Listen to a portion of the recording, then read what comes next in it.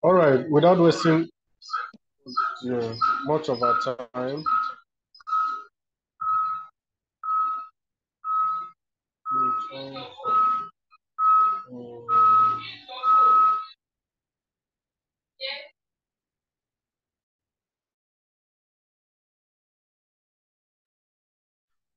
Hello.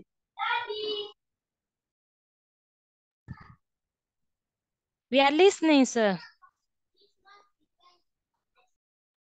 Okay, so we are going to look at logistics and distribution management, and within these few hours that we have, we're having 4 hours, meaning that our training ends at 2 p.m. as usual. So we shall be looking at logistics and distribution, supply chain analysis, strategic sourcing, and procurement.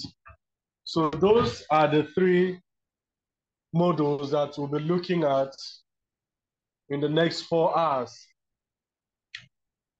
And as it is in our custom, we'll take our first break from 12 or a few minutes past 12 as the spirit leads, depending on the atmosphere in the house.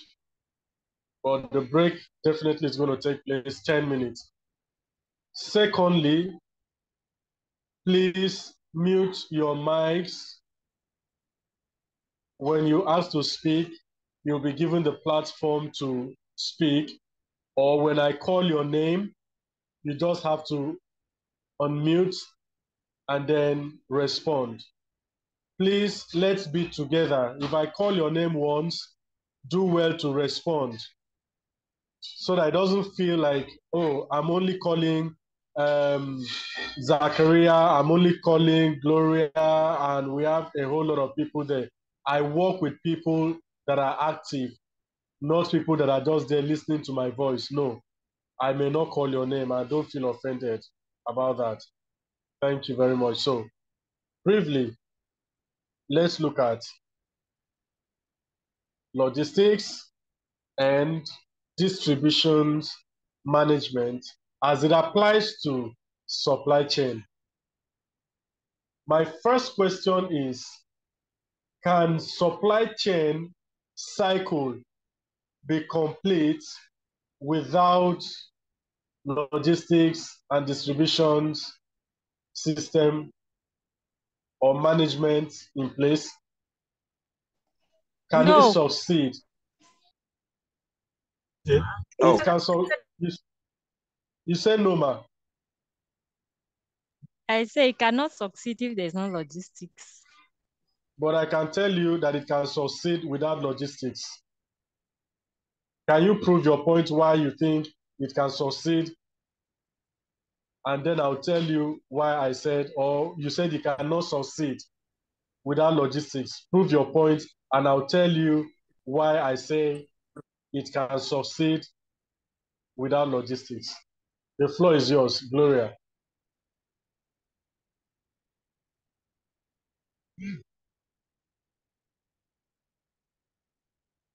We are waiting.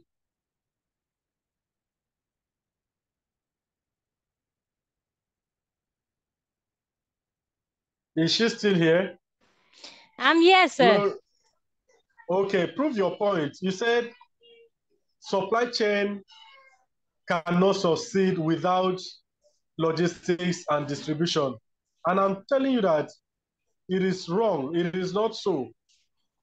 Without logistics and distribution, supply chain can succeed. It can go on.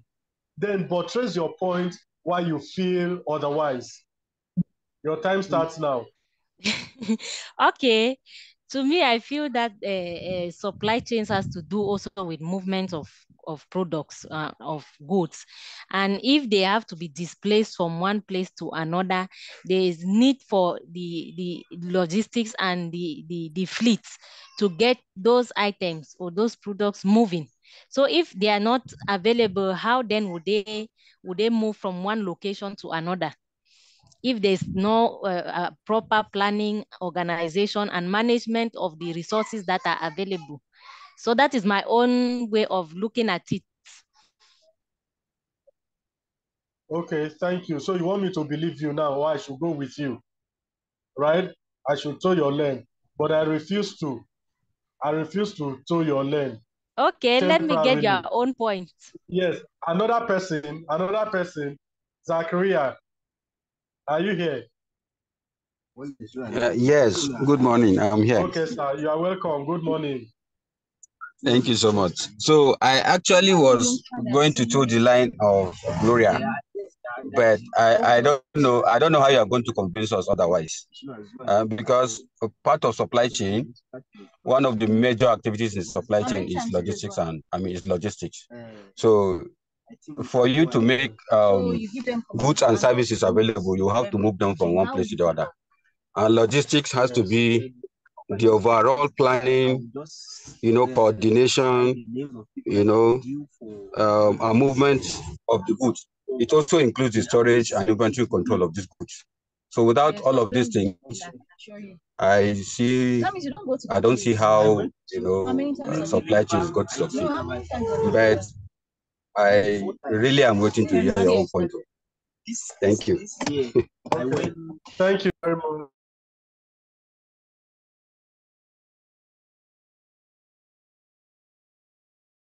Person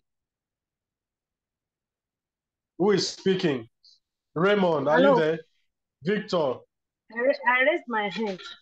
Oluwatosin Marcus. Okay. Oluwatosin, you are welcome. Assistant class captain. Good morning, everybody. Yeah, You are so welcome. I would like to support what every other person has said, excluding you. So why? I would say logistic and supply chain, they are just 5 and 6, you understand? So without logistic, you cannot have an efficient supply chain. And what is logistics? Logistics is just simply the art, just like the other speaker said, the art of coordination, planning of the movement of raw materials from the manufacturer or the supplier to the coordination of all the processes in making the product and making the products available to the consumer. So if your supply chain has not made your product available to the consumer, you don't have a supply chain, and which justify the point that logistics is very important, because logistics is just what to make that product available from the beginning to the actual consumer that needs the product. And on logistics, so logistics and transportation, so I would say they're just going hand in hand, because it's your logistics that will give you the kind of transportation mode you want to use, and also they work hand in hand. If there's no logistics, there is no transportation, there is no products. So that's my point. Over from here. Wow. Okay, can I speak from my answer? Yes, you can. Go ahead. Okay. From my own understanding about logistics and distribution, it's an arm of the supply chain itself that has to do with the acquisition and storage of materials from a point of origin to its final destination. Logistics and distribution, I would say that they are somehow similar, but not similar, because logistics has to do with the storage of these goods, while distribution has to do with taking these goods from a particular point to the next point within the supply chain. Okay. Thank you. Thank you so very much. Well, I'm sure we are all eager to listen to my own analogy of this, my summation. I I totally go with what each and every one of us have actually said. Okay. I wanted a situation whereby we really know what we are saying, not just coming from the head, okay, because it is this, you should be able to convince someone the reason why you're tilting towards a particular destination and all that. So with all that we have said, we are actually correct. Logistics and supply chain management cannot do without each other. Without logistics, there can be no proper supply chain. Without supply chain, logistics cannot come to play, no matter the kind of business that you are in and all that. So thank you very much. From this, we could see, from this illustration, we are seeing logistics, we're seeing planning, we're seeing management, we're seeing packaging, we're seeing transport, inventory, tracking, distribution. These are part of what logistics. These are the things that make logistics to be holistic, to be complete, to be resultful, and to meet the expectations of the final consumers. What is supply chain if there is no proper logistics in place? Don't forget, we are talking about the movement of goods, materials from one location to another. And in the course of this, we'll be talking about the types so that we know that not every product actually moves from the direct source to the final consumer. There are some that is just internal and there are some that are external. So without all these elements, logistics is not complete. Of course, you need planning. What do you plan in logistics? Gloria, what do you plan? What do you plan? Why is planning coming into place here? Planning is coming into place so that is to help you get everything in order and have a seamless distribution of the products. So in planning, in planning you want to know what are the things that are being distributed, where is it going to, what are the vehicles that are supposed to be used, which type of vehicles, and what are the quantity of things that we want to distribute. So all of that it enters in the planning. All right. Thank you very much. All of this. And also maybe the resources, the human resource that is available to do the packaging and the loading and offloading, all the aspects that need human resource capacity. You also plan for that. All right, thank you. So from this, you can see that the first thing, we have 1, 2, 3, 4, 5, 6, 7 elements. The first thing is planning. You plan your management. You plan your packaging. You plan your transport. You plan even your inventory, your tracking procedures, technology, and you also do what? Plan your distributions.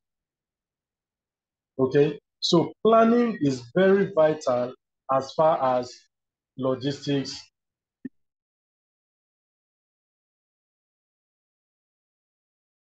logistics refer to the overall process of managing how resources are acquired, they are stored, they are transported to their final destination. Everything that has to do with the acquisition of materials, the storage of materials, the transportation of materials to the end user. The end user here could be, like I said, external or internal. What do I mean by external or internal? Let's assume you are getting raw materials meant for production from the supplier.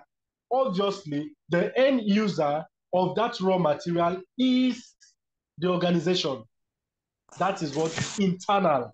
So you begin to plan, how do we move this raw materials from the supplier to the facility of the production company. So everything that enables you to bring in those materials from where it was to where it should be right now is regarded as what? Logistics.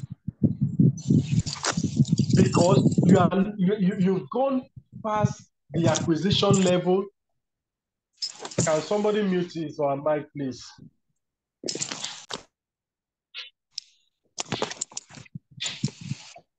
I'm still waiting for somebody to mute his or her mic, please. The person's number ends. Okay, you've just done that. Thank you. So everything that will be injected into the process of bringing those raw materials into the company is regarded as what? Internal what? Logistics. At this point in time, the final consumer is not connected, is not making reference to, has nothing to partake. We are only dealing with what? Internal. How do we bring these materials down? What are the different approach, the different transportation network that we want to bring this? Do we have the storage facility? Okay, we have the storage facilities. Do we have the technical know-how, the manpower that will be able to transform these raw materials to the finished good as to what we anticipate? Everything. Then you move from there. Once it gets to the organization, the processing starts. Okay, the conversion of the raw materials into finished goods starts. Everything is done, and then you are focusing on toward the external, which is what? The consumer. It can either be your retailer, it can be your wholesaler, it can be your final consumer. Okay, it can even be the shops or the supermarket, the malls that you are distributing it to. So it's not necessarily that when you produce a particular product, you take it directly to Mr. Marcos, who is what? Mrs. Marcos, rather, who is what? The final consumer. It could be on the shelf. It could be through the retailer. It could be through the wholesaler. But the truth is, the point is, there is what? Movement of goods. There is what? A corresponding plan in place in order for you to get it right. In order for you to meet the expectations of what? Your customers. In order for you to satisfy them the way they want it. So all the planning must be what? Must be brought into bear. So we look at the components and elements of logistics. We have the logistics system in a central. He's seated, he's the president, number one man in the country. Now he's being surrounded by ministers. What are the forces of these ministers? They perform different, distinct functions. The functionality of all these ministers helps what? The president to succeed in his administration. That is just the simple illustration. Without purchasing, the logistics system cannot function effectively. Without demand forecasting, which we laid emphasis on last time, saying that one of the primary essence of supply chain is what? Demand forecasting. You should be able to make, forecast and know what the customers will be needing in a short term, long term, and medium term. Then we talk about information processing. How do you function where there is no information? You don't have any information at your fingertips. You lack information to work with. How do you produce when you don't have the numerics to know the demands that the customers are placing or will be placing? What is available and what is not available? No information.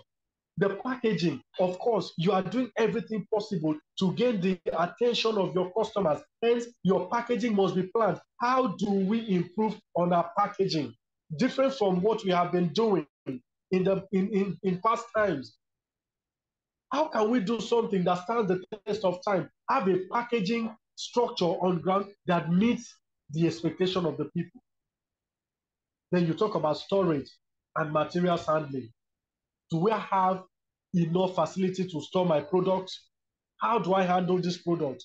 Do I handle them with levity? Do I handle them with I don't care attitude? Or I am putting premium, I'm putting value on this product, on these materials, because I know the what? Each and every one of us in the organization must be able to do what? Handle our materials in a valued state, because we know that if we do not handle it well, it's going to bring about wastages for the organization. We will begin to lose money because of what? Mismanagement. Then we talk about transportation. Have you been able to plan your transportation? Okay, you have planned. What is the most suitable transportation system for the conveyance of this product to the final destination? Which route is more economical? Which mode of transportation is more economical? Why are you choosing this mode of transportation over this? It boils down to what? Planning your transportation system, planning your transportation network. You have 3 routes, A, B, and C. Why are you choosing route A instead of B and C? Okay, you're choosing C. Why are you not choosing B and A? There must be what? Justifiable reasons. Then you talk about inventory management, your ability to effectively manage the inventory, the resources at your disposal, having a full control of what is left, what is available, so that we do not run out of stock, so that we do not overproduce, and then allow the product to be a waste, which of course we know the resultant effect. Inventory management. We talk about customer service. Wow. Customer service, it cannot be overruled. Every customer wants to be treated well. How effective, how efficient is your customer service? How do they deal with the customers? What is the relationship with the customers? What feedback are they bringing back to the company as a result of their interrelationship with every item, with every aspect, both physical, non-physical, getting feedbacks, interacting? What attitude do they portray? What do they represent? Do they know what they represent, that they represent the interest of the organization, not personal interest? That even if a customer will shout at you, the customer is shouting at the company and not you in person. That is one aspect that we have been, overlooking. How can a customer talk to me like that? Hello, mind you, you are not representing yourself. You are representing the interest of that organization. If anything happens to you, if a customer inflicts injury or anything on you, you are not suing the person. It is the company that sues the customer. Why? Because you are representing the organization and not yourself. So when you say, hey, the customer came and he did not greet me, it is not you that they did not greet. They did not greet the organization. You need to have what? A functional, effective, and efficient customer care system on ground. Then we talk about other activities. What are the other activities? Everything that you might not possibly put into check in the course of carrying out your logistic system, logistic planning, logistic approach, that you might just think is nothing, is nothing. Your corporate social responsibility, what are you bringing to the table? What are you giving back to the society, the community in which you are operating? Other activities, talking about maintaining and obeying regulations, stipulated authorities, ethics and etiquette of logistics management. You talk about production design. What is the design on ground? What are you designing? Are you designing to suit yourself, or you are designing to suit the intent, the expectations of your customers? It has to be designed. You don't do things because you just feel like doing it. There must be a reason for, a justifiable reason for doing what you're doing. Then we talk about your facility location. Where is your facility located? Your targeted audience are in Abuja, and you are located in Abidjan. You are located in Swahili. What is the relationship? What is the correlation? How near, how close are you with your customers? The place that you are they buying your products? Are they subscribing to your vision? Right? So you can see that the logistics system sits as the president of the country, and now is surrounded by elements called ministers. If these ministers fail woefully in their respective roles, the president has failed. Not only will the president fail, the country which represents the organization will equally do what? Fail. That is how logistics work in every organization, no matter how small, no matter how big the organization is. These are the components and elements of logistics that helps the logistics system to grow and also the organization to grow. Okay? So we talk about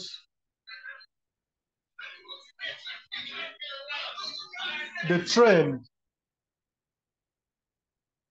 to plan, to implement and control multiple processes that ensure the effective functioning of storage and movement of goods, starting from the origin towards the final destination. That is what logistics management is talking about. Don't forget, we talked about logistics, and then we are looking about on what the management aspect of it. Okay, so we say managing logistics involve activities such as warehouse management, inventory, raw materials accumulation, planning, supply, and demand, etc. Therefore, it deals with the vast array of supply chain processes. The main goal of logistics management is to reduce the company's overall operational cost and increase the customer satisfaction. This cannot be overemphasized. Okay, so what are the importance of logistics? What are the importance of logistics? Let's contribute. If you want to speak, just indicate by raise of hand. What are the importance of logistics to an organization?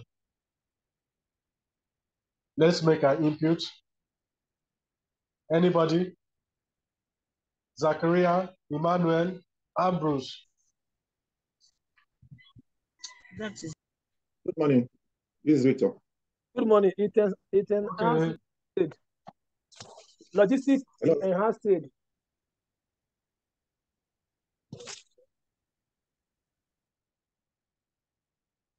Hello, good morning. This is Victor.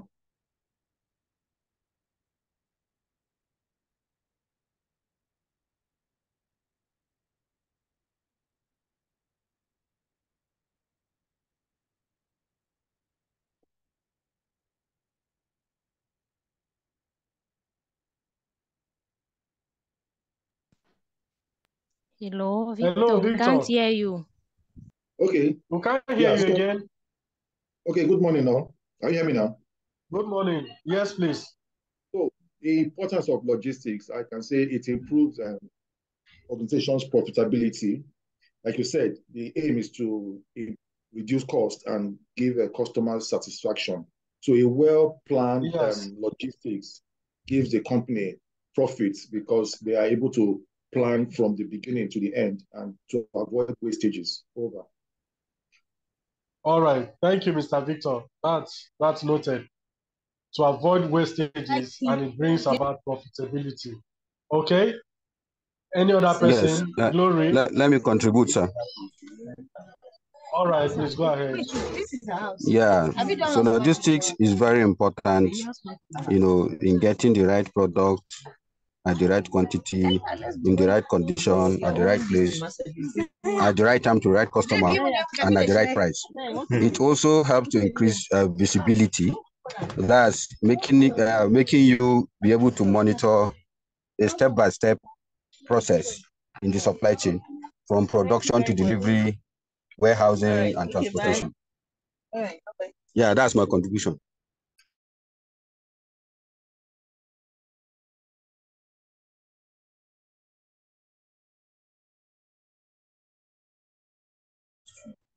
Hello, sir. Did you get that? Yes, sir. Yes, sir. Yes, sir. Thank you. So it helps to monitor the process from the beginning to the end point. Thank you. Yes, Marcus. Marcus, we are with you. Oh, okay. I didn't know my hand was actually off. So the importance of logistics. So logistics helps to coordinate your operations accurately and for the purpose of having customer satisfaction, and also to have an agile supply chain such that can meet with any level of demand. So I would say the overall goal of logistics is the customer satisfaction. Over from me.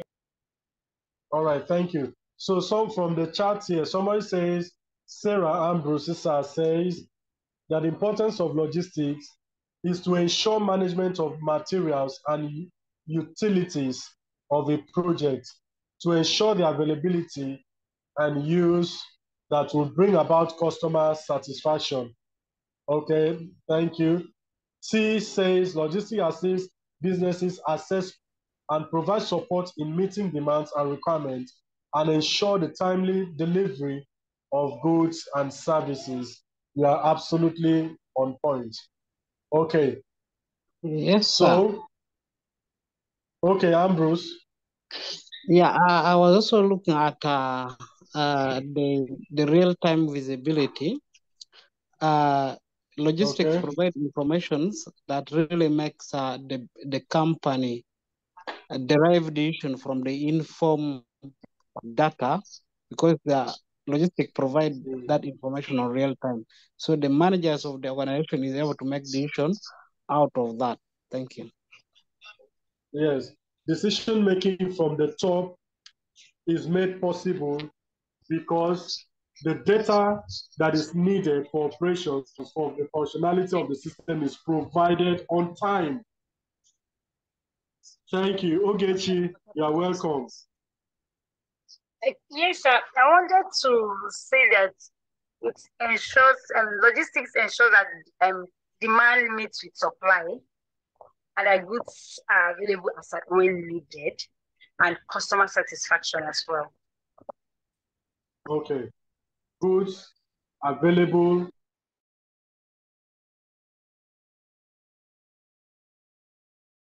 End of the day, the goal is what? Customer satisfaction. Thank you very much. Hello. Hello. Hello. Yes, I wanted to add that logistics is important in the sense that it gives you a real-time visibility of where the product actually is situated.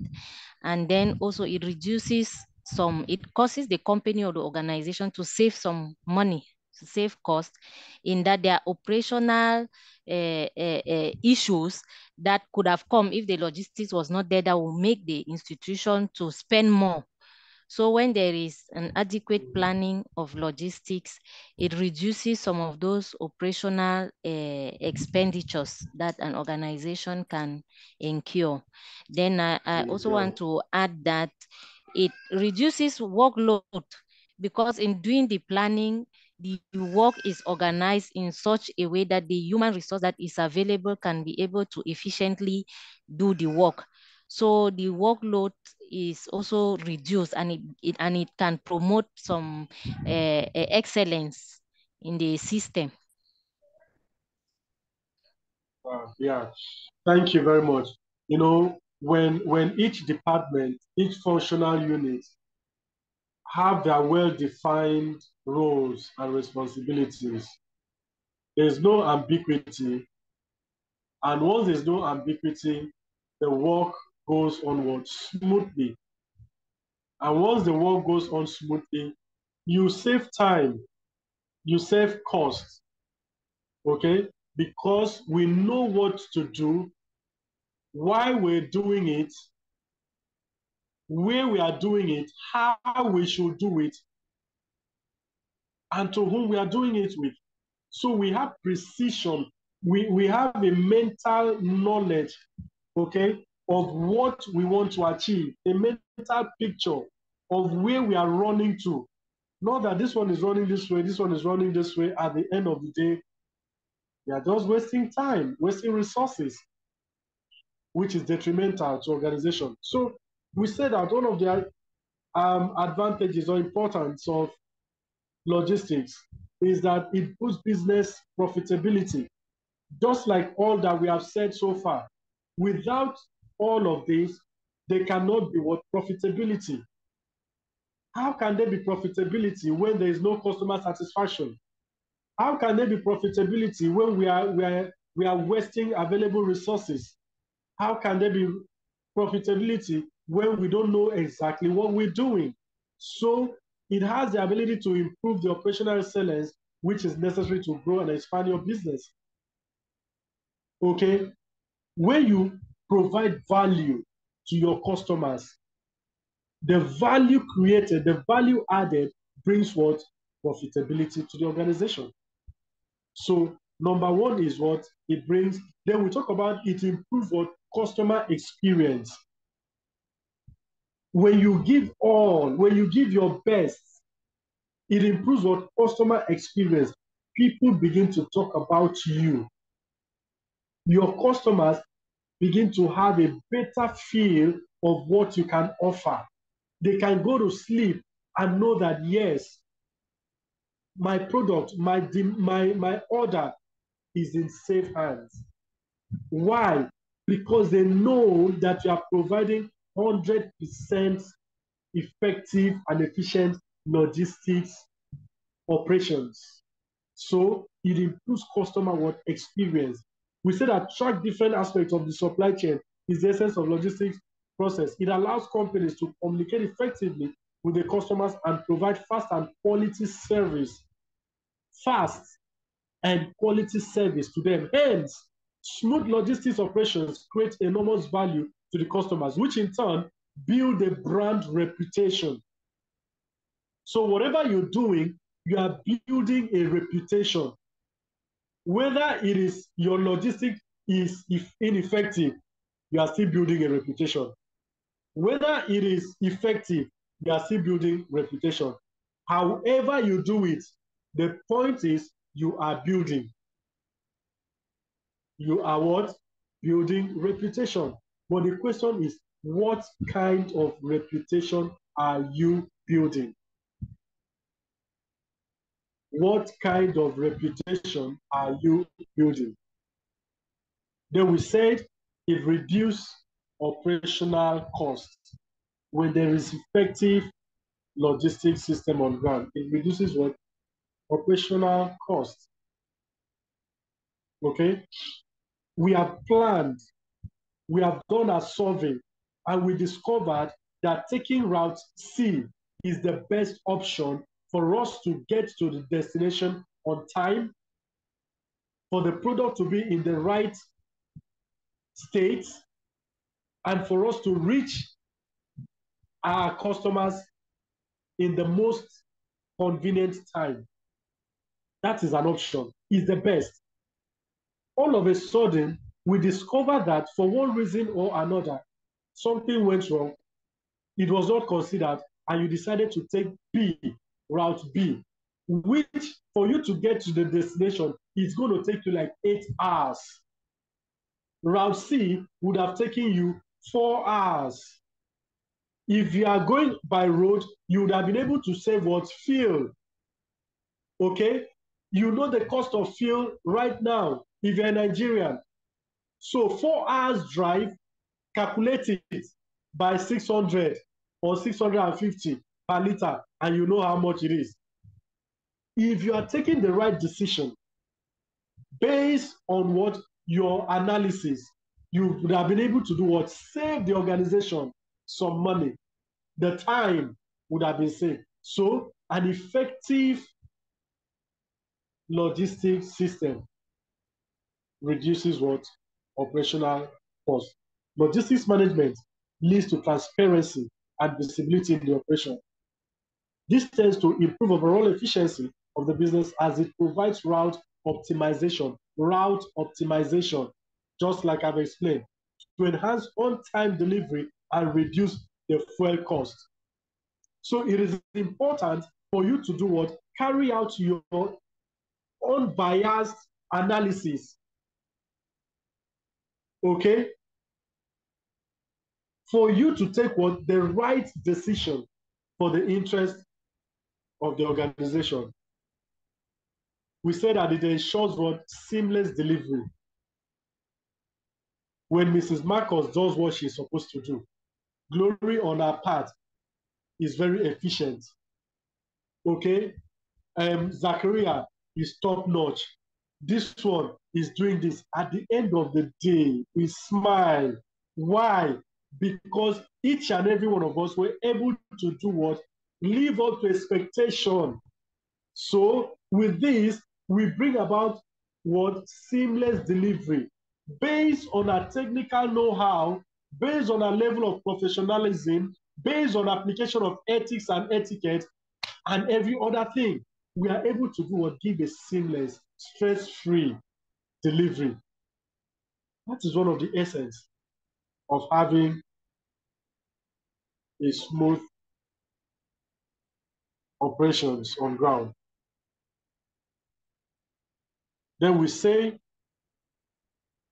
okay, that it brings about what? Success of supply chain. Like we started before, saying that supply chain cannot do without logistics. Once there is an effective logistics system on ground, distribution on ground, the supply chain, the holistic supply chain seems to be what? Successful. Okay? From the point of acquisition of raw materials, to the point of storage, to the point of transformation of these raw materials into finished goods, to the point of warehousing, to the point of inventory, to the point of marketing, to the point of packaging, to the point of distribution, and all of that. At the end of the day, you can see that from the beginning to the end, supply chain is what? Is complete. No area is found wanting. No element is dragging us back, that we must go back to the production line because of what? Damages of what? The goods. On our way to delivery, the goods are what? Are tampered with. Meaning that we are going back to what? The production line to produce another, which is going to cost us what? More. We are going back to repackaging. We are going back to a whole lot of processes. This could have been avoided if we had a functional logistics system on ground. So it is what? highly pertinent. We say that it improves warehouse management. Warehouse management. So when you optimize the logistics activities, it allows you to control and monitor your warehouse operations. Centralizing the complex tasks by developing warehouse inventory plan is always advisable for the businesses to operate effectively. Your warehouse is well coordinated. Your warehouse is monitored. You know what is there. You know who goes there and who does not, who is permitted, who is authorized. You know what activities goes on there. You are in total control, total grasp of what you're warehousing. Okay? So we said it enhances what? Visibility. People know you. You cannot light a candle in the dark, okay? And you expect it not to be visible. It is not possible. It is not possible. So when you operate a functional logistic system on ground processes, you are visible. People know you. You may not even need to do advertisement, but people know you based on referrals, based on the fact that customers are satisfied and they talk about you, even without you paying them to do so. They advertise your product. They advertise your product. They flaunt it because they are satisfied. They are comfortable. The trust has not been broken. The confidence is there. So these and many more are some of the important advantages of operating an effective logistics system. Then intelligence route planning, of course, just to reduce the costs, we're able to do what? Intelligently plan our route to know what route are we operating, what kind of technology can we bring on board. Will the technology help us to better put up performance? Will it reduce our efficiency, our visibility? Okay? So we must do what?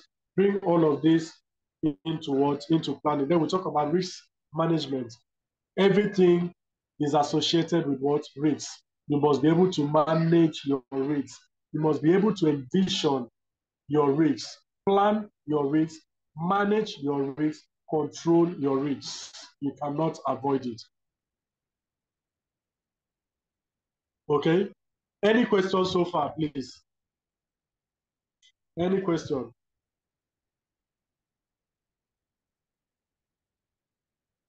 No Any question please? for now, sir.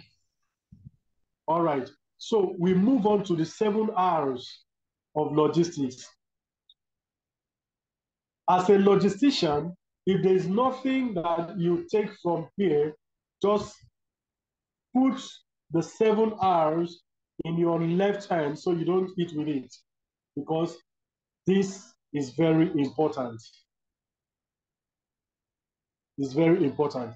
What then are the 7 R's? The right product, the right quantity, the right condition, the right place, not forgetting the right time, the right customer, and the right price. If you miss any of these R's, your logistics and distribution is not complete. If you miss any of these R's, you are not getting it right. You need to have the right product. Having the right product means that you have already been able to know the kind of customers that you are dealing with. Having the right product means that you know what your business is out there to accomplish. the right quantity. She placed an order and I'm giving her the wrong quantity because I want to play a fast one on her. That is wrong. That does not speak well of the organization. You must try as much as possible to give the right quantity. The right quantity is very important. And even at the point of having your contractual agreement, there should be a point where you can make this input that upon examination of the quantity, if it is found that the quantity is not complete, the supplier has the responsibility, the duty to make it complete. Afterward, cross-examination of the quantity. So that the reason for this is we can have a level playing ground. You don't need to accuse me. You don't need to accuse me. You did it on purpose. You did not want to add it. Okay, it's a lie. It was complete. In fact, we counted and we overcounted. Maybe one of your staff has actually taken one to hide, and you are saying that no. We said upon cross-examination. If it is not complete, it is a matter of what? Communication. That must be imputed. That must be brought in at the point of what? Contractual agreement. The right condition. There's nobody that places order for a particular product, no matter what the product is, that wants it in a bad condition. Nobody wants that. So it is your responsibility as a logistician to ensure that when delivering goods, the goods must be in the right what? Condition. The right condition. Nothing added and nothing subtracted. It should be just the way the customer requested. Then we talk about the right place. You must be able to do what? Know the right location. Okay? Marcus is in Abuja. Zachariah is in Kaduna. Glory is in Cameroon. They placed order in Lagos, meant for Glory in Cameroon, and it is taken to South Africa. Who takes responsibility for that? In fact, your 1 year salary, I'll just be deducting it gradually. I'll just be deducting it gradually. Yes, because you did not pay attention to know the exact place that the goods is being sent to. Then we talk about the right time. Of course, timing. We keep on emphasizing time, quality and time. You cannot take anything out of that. What time was the order placed? What time was the customer promised? Are you able to meet up with the time? It is important. The right customer. Who are your customers? Who are you doing business with? Are they the people that actually embrace this product? Or you are just making it based on assumption, based on we will force them, they will. It doesn't work that way. Know your customers, the right people for this product. The truth of the matter is every generation has what? Their own kind of product that is only attributable to them. Every generation. In fact, let me say genders as well. Okay? For example, You can't be a producer of let's say what product am I going to use that is of old? Yeah, you can't be a producer of Brazilian hair. Sanitary pad. I know. Sorry. Sanitary pad. Yeah. Okay. Pad. Okay. Thank you very much. That's a typical example. You can't be a producer of pad, and then your market, your customers happens to be people from 70 years old. You are focusing on 70-year-old women. Their level has passed. Their generation no longer make use of it. So the people that you are now doing what? Focusing on should be people between, let's say, no Allah.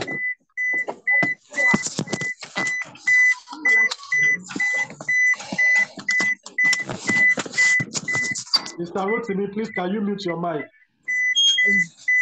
Okay, sorry, thank you.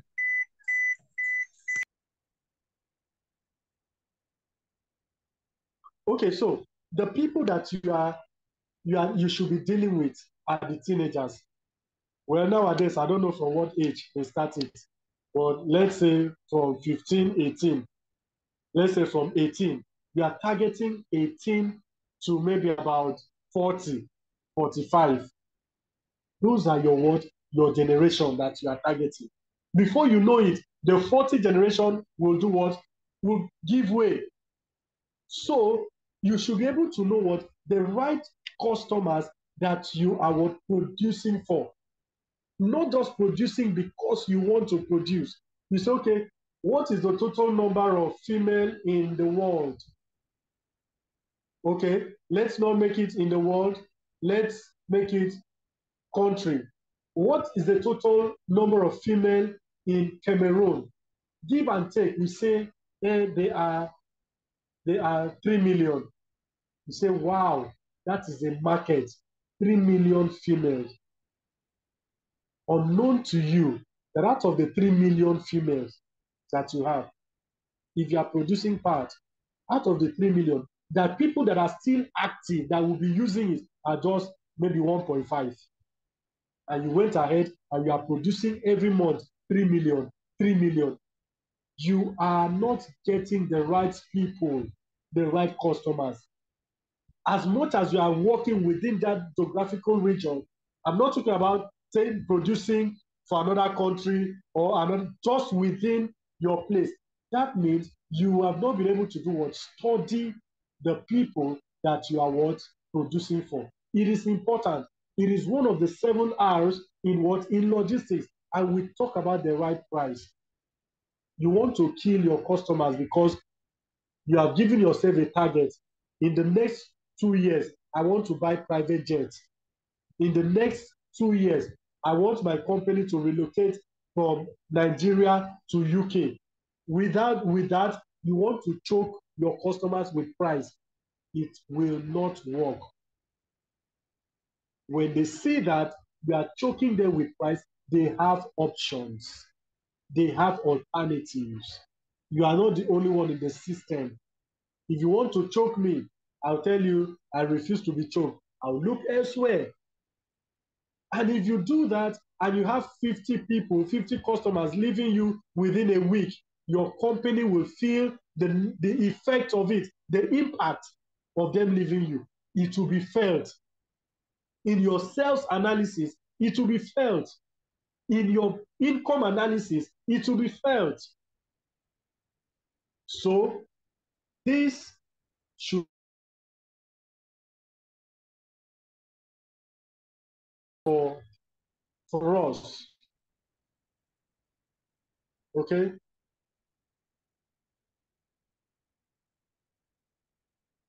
Then we look at some of the elements of logistics system. We say the storage.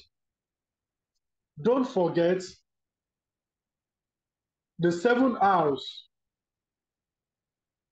also talking about an element of it, talks about the storage, warehousing, materials handling, packaging and labeling, inventory, transportation, delivery, and reverse logistics. Glory, what do you understand by reverse logistics? What do you understand by reverse logistics? Okay, for me, reverse logistics is a return of the goods and services from downstream to upstream of goods or services. Okay. Any other person? Reverse logistics.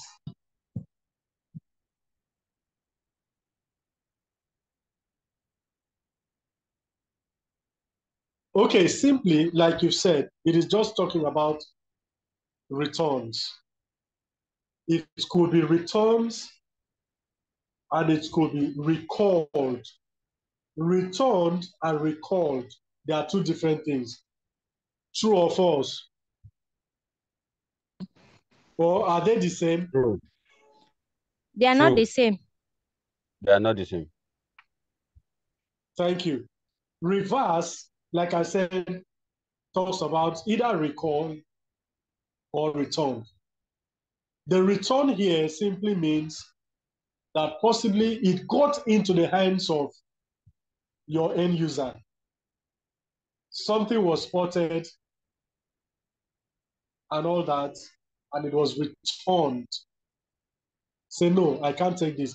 This is not the color that, okay, for example, December is approaching. Be mindful of what you order online because there will be serious problems this period. The color that you see online is green, and that's exact color that you want. It got to your doorstep, you are seeing light green. It has happened to me so many times, and I refuse not to be buying things like that online again. I want to see by my Korokoro eyes. So once it gets to me, and I see that the color that I picked is not the color that you are presenting to me, it is returned. But if it is the company that noticed the color discrepancies, it can be recalled. They say, we just discovered that there's a mistake on this batch of product that has gone out. Please, wherever they are, start recalling them. Start what? Recalling them. It hasn't gotten into the hands of the final consumers yet, but on the verge of getting into their hands. Let them not see our weaknesses, okay? Recall all the components.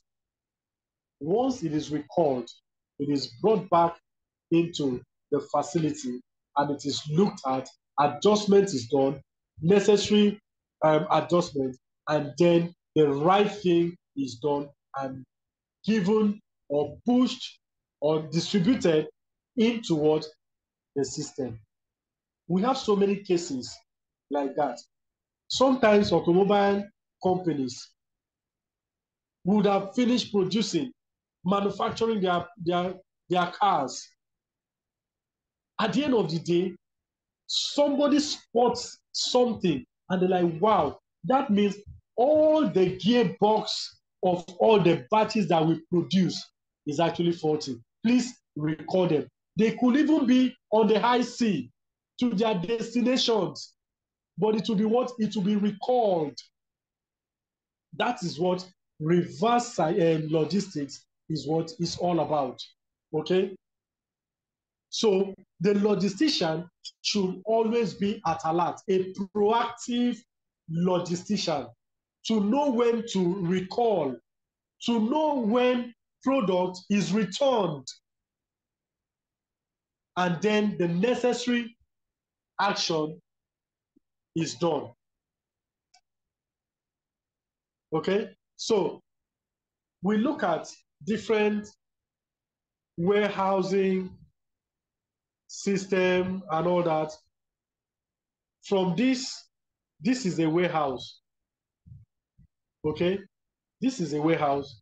You can see the forklift, right? You can see the vehicles. You can see the cargo logistics. You can see the trucks. You can see every other thing that makes the logistic to be what? To be efficient.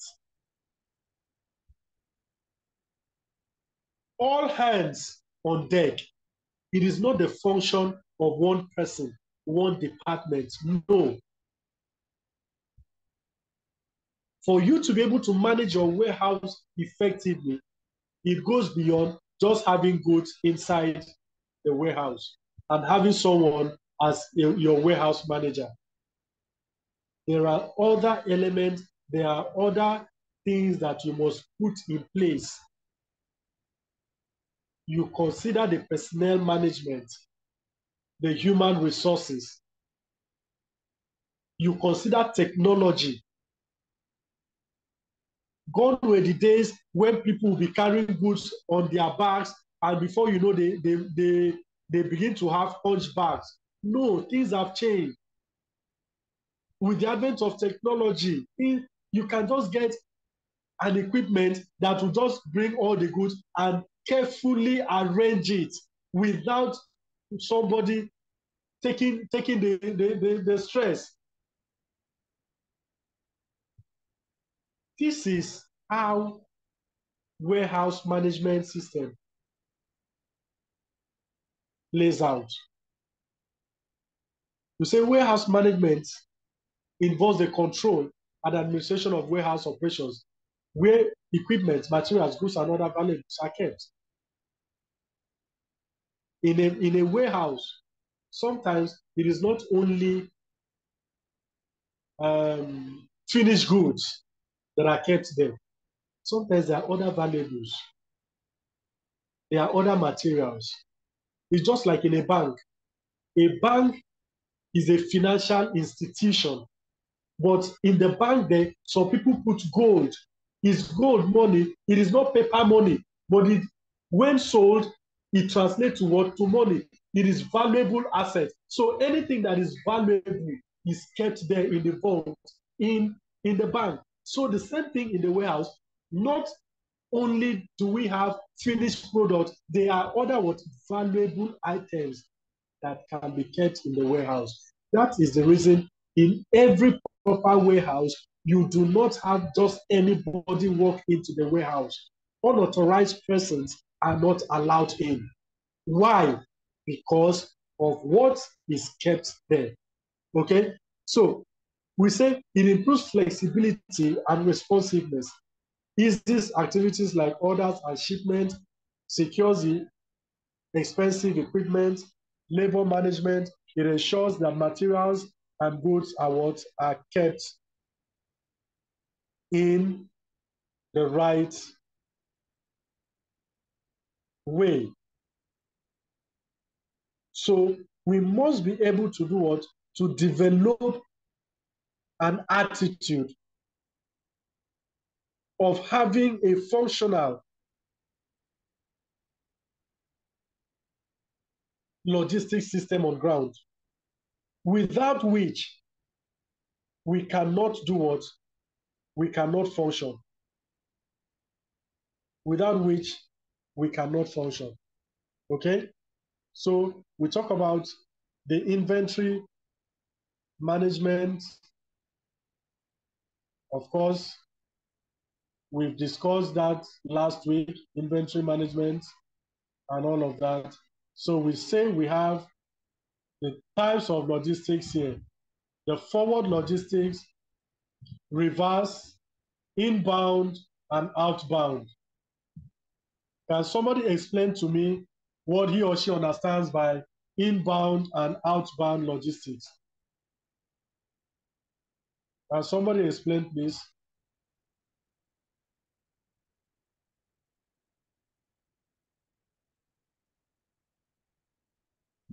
Okay, can I talk, please? Can I talk, please? Yes, you can. You can. Okay, my name is. Go ahead. Yeah, my name is Martins. Okay, Martins. what I understand by inbound is the logistics process that takes place in getting the goods the goods into the warehouse, and outbound explains what the logistics processes that takes place in getting the goods out of the warehouse to its destination, maybe to customers or any other distribution center. You are absolutely on point. That is just what inbound and outbound logistics is.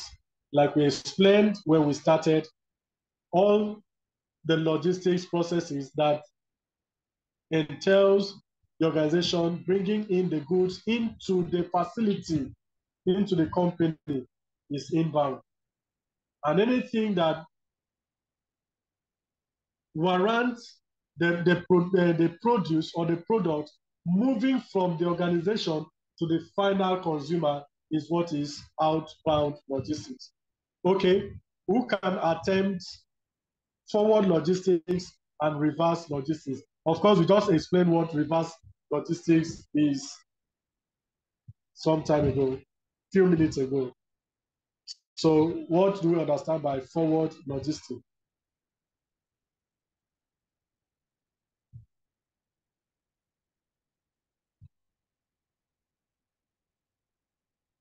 Anybody? Forward logistics. Hello. Hello, Glory. Yes, I can say that forward logistics is moving the goods towards the end user, or moving the goods from the upstream warehouse to a downstream warehouse. It can almost be likened to outbound or so. Yes, forward logistics is the opposite of reverse logistics. At this point in time, the product has gotten into the hands of the customer. Okay? The customer assesses the product, satisfied with the product, uses the product. That is forward logistics. No return, no recall, nothing. The product is in its finest stage or state, so to say. So that is what we by forward logistics. So the objectives of logistics: to seek continuous quality improvement, to minimize the cost of transportation. We mentioned that to facilitate quick response to customer requirements. You have to improve customer service, to minimize damage of goods. Then the roles of a logistician. Apart from the functions and all that, these are what the primary roles of what a logistician. Now, a logistician is someone that is professional in what? In logistic business. It's just like saying an optician. An optician, a neurocologist, a surgeon. Okay, these are people in medical field, but they have their own particular area of functioning. So also in supply chain, we have so many people. Then we have what? Statistician. His sole role is to find the cheapest, fastest way to transport goods. Make suggestions to customers regarding improvements. Keep informed on the latest advancements in logistics technology. Strive to determine what customers' needs are and ensure that they are met. Assess logistics functions and work to improve them. It is not in my position as a production manager to take care of this. It is not in my place as a procurement manager to be concerned with this. It is not in my place as the warehouse manager to be concerned with it. It is the responsibility of the logistician to perform these roles. Okay, so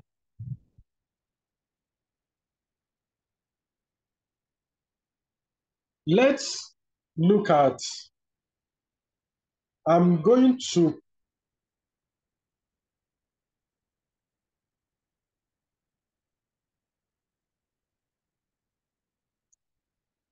hello, if you are still with me, just wave your hand. If you are still here, just wave your hand. I want to be sure how many people are here live. I want to be sure how many people are here live. Just raise your hand. Okay, Glory, of course, I know Glory is here. Obong Albert, okay. Emmanuel is here. All right. Ogechi is here. Marcus is here. Who else? Martins is here. I've not heard from T today. I've not heard from her all day. Now, there's a link on the chat. Please, let's watch that link and we come back. I'm a little bit under the weather, but I'm contributing via the chat if you're checking. Okay. All right. Let's watch the video. The link is on the chat. Let's watch it. It's just about 8 minutes. And once we are done, we will share our ideas and our input.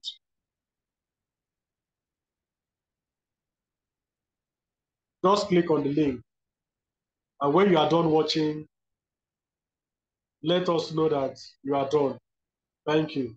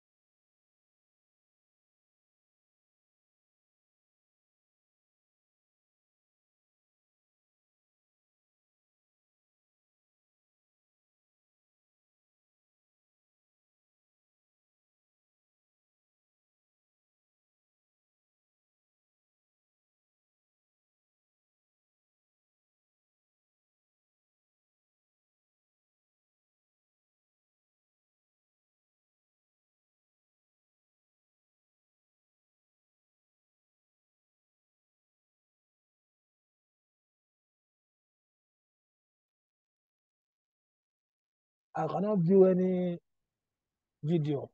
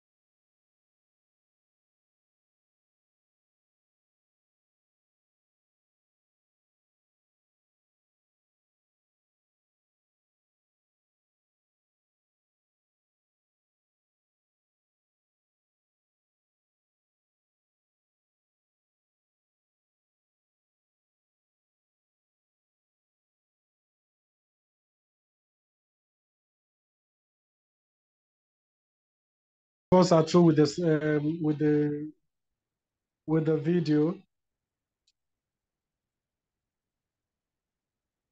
How many of us are through with the video?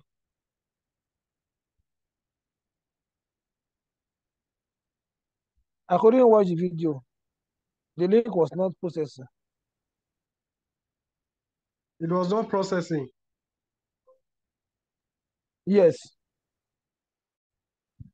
But okay, how many of us have actually watched it? How many of us were able to? Just put it on the comment section. I am done. Let me know.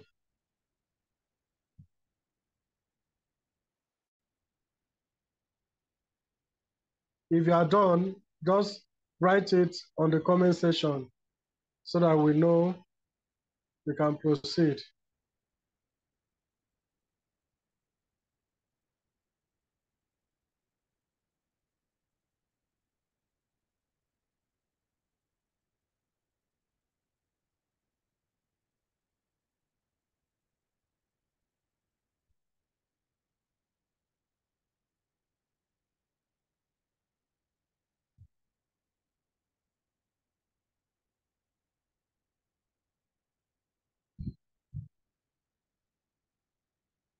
Okay.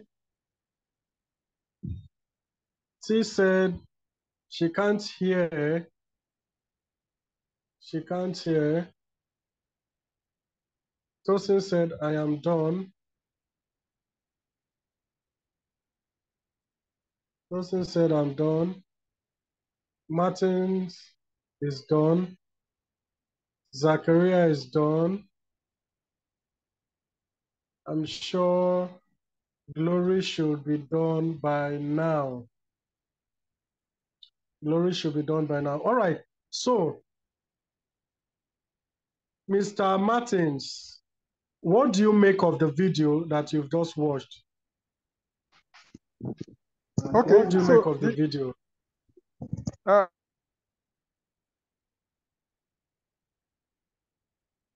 The video just summarizes what we have discussed generally in the class, talking about logistics and what it entails. Okay. Told us about the forward logistics, like we explained, and also the reverse logistics. Talked about the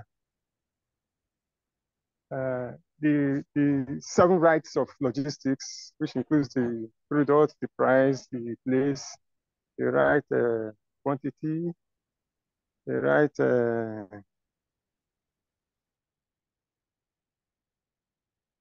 did I mention price? Customer, the right yes. customers, the right product. I can't remember everything, but the 7 rights, mentioned the 7 rights, and the efficiency of moving it from the source to the end user. I think that's about it. Okay. Thank you very much. Yes. Zachariah, please, what do you make of it?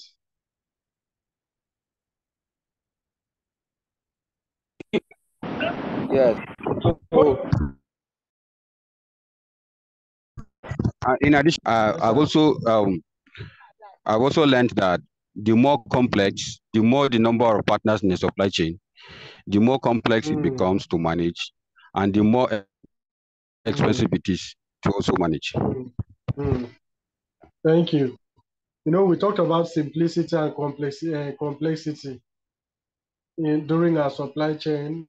We said that a complex supply chain. So it's better to keep. Yeah, so it's to manage. Yeah, so it's better to keep the number of partners in the supply chain at the minimum level that you can effectively manage. Not being, you want to be global and you want to supply in all the states. You want to be visible in all the states of the federation. The question is, do you have the capacity? It starts with capacity. Okay, so just like you said, keep the partners that you can effectively and efficiently manage so that you can give your best and all. Okay, so thank you very much. I just brought that video so we can, it could be like a backup, an agreement to what I have been saying. So we are looking at now purchasing and procurement management. Sorry, Mr. Friday. Sorry, sir. Yes, before sir. you go on, please, can you help share this link with MJB so that they can post it on our WhatsApp group for those that have not been able to watch? Maybe they can try later and see if they can watch it. Okay, sir. Okay, sir. I'll do just that.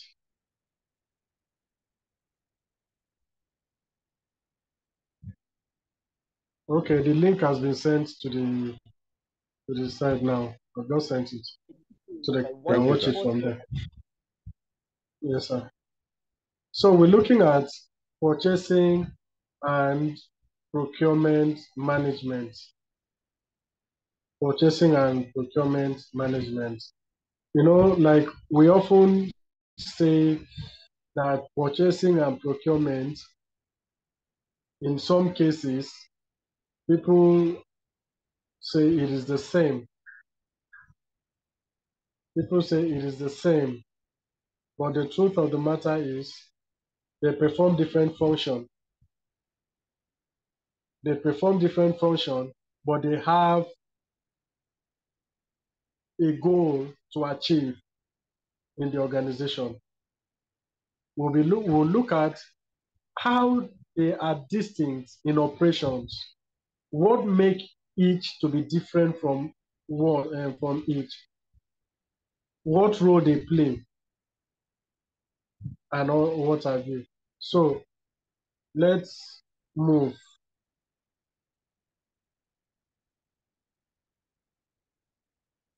We say procurement is often mistaken for purchasing, and the two terms are often used interchangeably. But those two functions are actually quite distinct in their intent. The tax they cover, the tax they cover, the people involved, and most notably, what they accomplish. Before going further, can we try to demystify this element? Number one,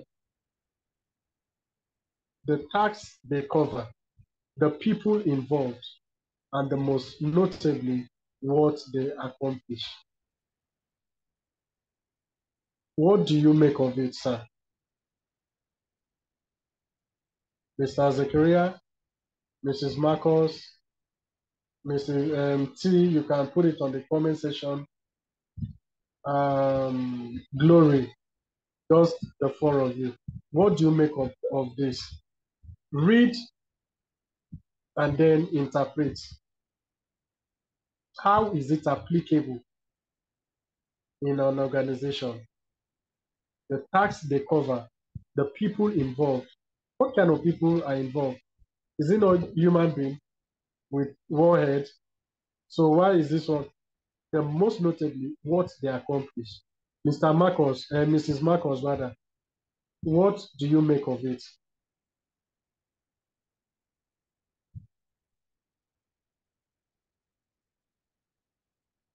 Mr. Zakaria, you can take over while she's still. Hello. Okay, so Hello? basically, right?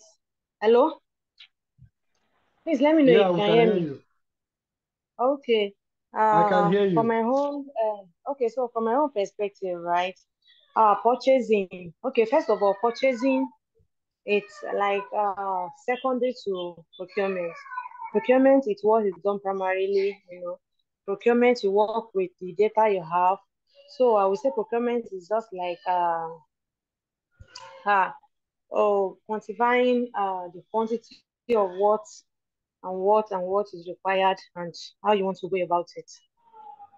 So, but purchasing is the actual uh, actual act where you engage with the supplier and there will be an exchange of service at that point. For procurement, you can procurement is like just like having a holistic view of the requirements of what you what you need. of your forecast. So that's procurement. I don't know. I will not be able to. That's also on my head. Mm, Okay. Okay, okay. may I just Mr. add to Zachariah. that? Okay, Okay, yeah. okay. Okay, let When me we talk see who about is purchasing, talking now. yeah, it's Zachariah, Who is sir. talking now? All right, go ahead. Once you are done, the Yeah. other So person can. when we talk about purchasing, we are just talking about things like the ordering of goods and services. But procurement is all encompassing. It involves sourcing of goods or services, negotiating favorable terms for your organization, selecting the goods and services to be procured, and all of these things. So procurement is kind of a holistic process, while purchasing is just the ordering of those goods and services. This little I can say, Mr. Friday. I don't know if this suffices. Okay. Yes. Okay, may Yes, I add to sir. what you have said? Thank Yeah. you. Okay, Yes, sir. You like they can go said, ahead. like they said, procurement is more encompassing than purchasing. Procurement involves the selection of several suppliers, which involve which involve bidding to select suppliers and getting into contracts with them for the supply of whatever they are going to supply and all that. But purchasing itself now involves the actual buying from amongst the selected suppliers whom they may have established contract with. I think that's just the little I will need to add to what they have said. Thank you. All right, sir. Glory, are you there? Yes, I'm there. Okay. Okay. I would say, from just to add to what the other people have said, that purchasing is like a process within the procurement process that has to do with ordering and buying the products or the services that are needed. And then it also involves a transactional exchange. But procurement is a process that involves a larger um, group of, or like involves so many other processes. I say involves sourcing the suppliers, selecting the type of good that we want to get to the interest of an organization, and then after we must have gotten that, then we can do the purchasing, which is another process in itself within the procurement process. Okay. Thank you very much for all your submissions. Yes, sir. Hello, sir. So we can Mr. also say, Zachariah, yes, from the submissions of everyone here, for those that have spoken, we can say that using purchasing and procurement interchangeably is wrong. They don't mean the same thing. They are two Absolutely. different things entirely. Yeah. Yes, sir. Okay.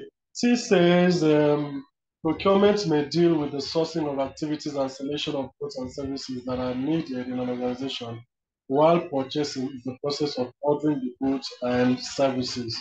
Yes, ma'am. You see, like Mr. Zachariah just opined, we have been using procurement and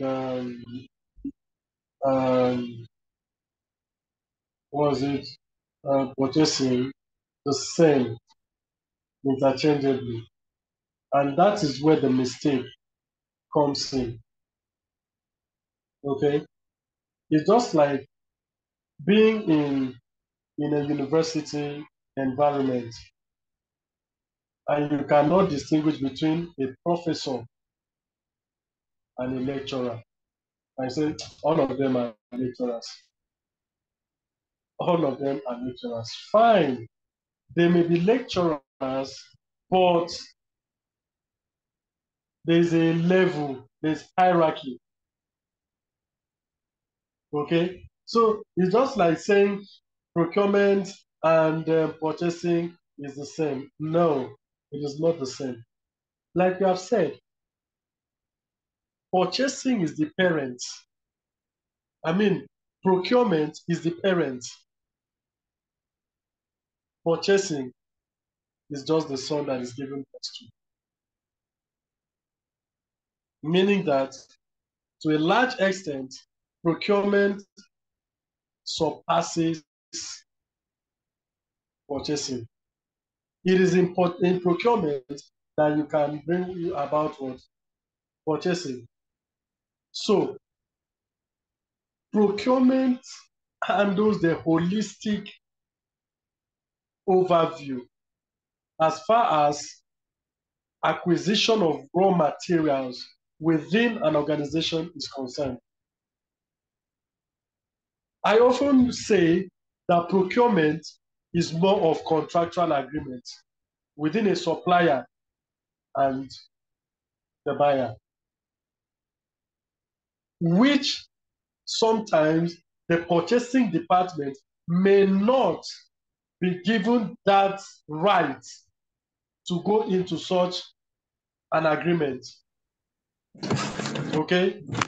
So when we say that they are actually quite distinct in their instance, the tax they cover, like Glory and other persons mentioned, we are talking about sourcing for raw materials, getting the best material, the best quality, the best price for the organization. For you to be able to actualize all these elements, there must be what? A contractual agreement between both of you that binds their operations. So that in the case of any fault, one has the legal right to do whatever he wants to do. So purchasing is a subset of procurement.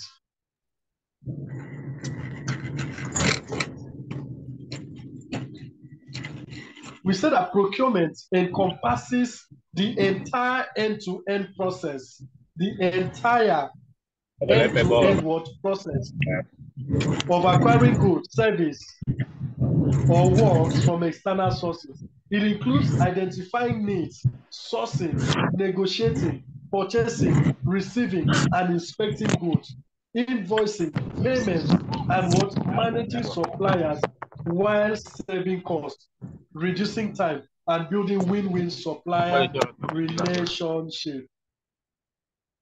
This is what procurement is all about. It's all-encompassing. It's an end-to-end service from the point of identifying the needs to the point of creating a win-win scenario for both suppliers. So some of the steps involved in procurement are surveying what? The market. You are surveying the market in order for you to see the supplier that best suits the interest, the objective, the purpose of your business. Spotting potential suppliers. Having surveyed, you are able to see that supplier has exactly what we want. That is spotting. You may be able to spot over 3 or 4. It is possible. It is a good thing. So that there is no monopoly. You are not subjected to only staying with one person because you do not have choice. But when you have multiple people, suppliers, you are able to do what? Make the best of the choices. So you've surveyed the market, you've spotted your potential suppliers, then you create what? An approved list of vendors. Once the list are created, you are able to dissect who meets what requirements, who has a kind of vision, who is working towards a lane. you begin to do what? Select. Then spotting internal needs. Spotting what? Internal needs. How useful are these people? Will they be to the organization? What value will they add to our organization? If we bring them on board, to what extent is the growth of this organization going to be? Will it be a swindling one, or there will be an exponential growth? We're able to spot, do we actually need them? To what extent? The needing, is it temporary or is permanent? Should it be on a consultative pattern or a full-time base? You'll be able to do what? Know the needs of the organization as it is peculiar to your suppliers. Then creating a purchase order line. You're doing what? Creating a purchase order line, requesting proposals and evaluating quotations, selecting the right suppliers and negotiating effectively. The negotiation aspect of this does not fall in the hands of the purchasing officer. It is the sole responsibility of the procurement manager. Receiving goods and performing quality checks. Sometimes the procurement manager may not have 100% knowledge about quality of that product. That's the reason we always emphasize that there is need for the manager to work with other departmental heads, other people that will help to ensure that the whole contract is done and done well. There are companies that have quality assurance departments. Their responsibility is just to ensure that whatever product you are bringing in is of what? High quality. Is of high quality. Let's say, for example, we are dealing with chemicals and we want to go for procurement. I am the head. Okay? There are kind of mixtures that these people will do and they will just spin my head. I will think it is the right mixture. To me, I will believe, oh, I'm sure it is the right mixture. The way, didn't you see the way it was for me? In fact, the way the color is, this. But when you bring an expert who is chemically inclined, knowledgeable, he knows that mixing this does not give you the same as this. It is not the same quality that we want. So his presence means for the organization. Going there also for bargaining, you do not go alone. In most organizations, they have what? Lawyers, legal practitioners. Why do you need legal practitioners? Hello, I am a procurement manager. Fine, I may have the knowledge of law, but how deep is my knowledge of the legal profession? For me not to show... Can you mute your mic, please? Can you mute your mic, please? Your number ends with 729. Mute your mic, please.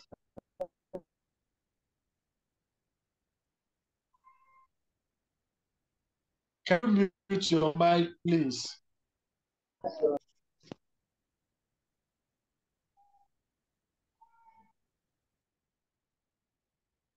I will not say thank you for doing that because this is the third time you are distracting our class and it is not fair. So you need someone that has the legal background.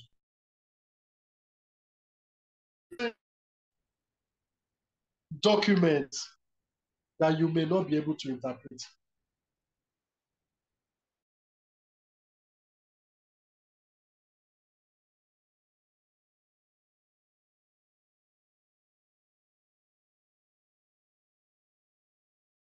Then we talk about developing and managing contracts.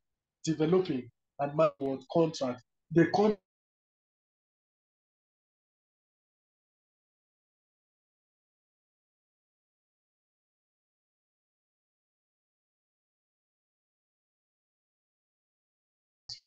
was mutual. The business is healthy.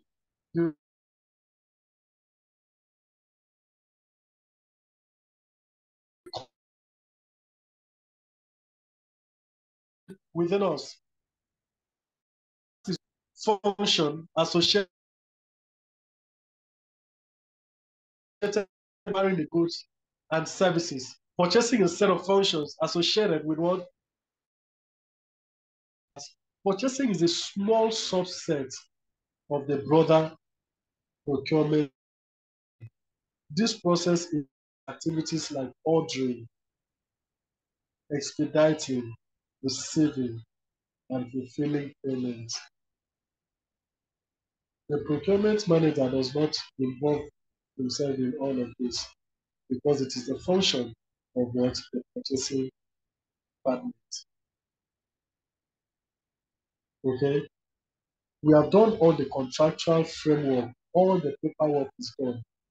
We could just say the purchasing department go and bring the product, pay so amount. You just go there, ascertain that the product is complete in quantity, in quality, issue out the ordering, fulfill the payment condition, either through bank check or payment in whatever form, and you bring the goods back to the organization. Your tax is done, but the major tax lies in the hands of the procurement officer. We have done every other thing. Your own is just soft work. We've negotiated. We have signed all the papers. We have argued, agreed, and disagreed. We have gotten upset at each other. At the end of the day, we are back in business. Okay? Your own instruction has been go to Mr. Zachariah's company. When you pick 10 items, it's for 10,000 naira. This is the payment format. That is done. Okay, so at every point in time, you are given the order either from the organization or directly from your manager or directly from the procurement manager as to the goods that you are supposed to bring in. So listed below are the steps in purchasing process. Obtaining a purchase requisition. Can you see? Obtaining what? A purchase requisition. What is requisition? A list of items that you feel the organization needs, which is subject to approval. We need this, we need this. The organization, no. This one 10, reduce it to 5. This one 15, reduce it to 8. This one 5, put it up to 7. Subject to approval, deliberation. Requesting proposals and evaluating quotations. Dispatching official purchase order, receiving products and service, checking the quality and delivered items, effecting payment to vendors.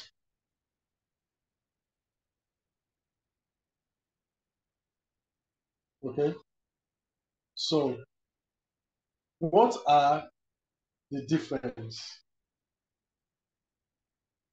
What are the difference or the differences that we have between procurement and purchasing? We said that procurement, activities related to acquiring goods and services. The purchasing functions associated with buying goods and services. In procurement, we acquire. In purchase, we buy. Steps that happen before, during, and after purchase. Under the purchasing, it is a straightforward process of purchasing commodities. This is used in a production environment, internal process, whereas In purchasing, it is used in a wholesale environment, that is a standard environment. Okay. We say that procurement refers to a set of tasks that support and fulfill needs. Purchasing refers to the word, the specific task of committing expenditure. It includes needs recognition, sourcing, and contract closure. It includes ordering, expediting, and payment fulfillment. So all of this shows us that there is actually a huge gap.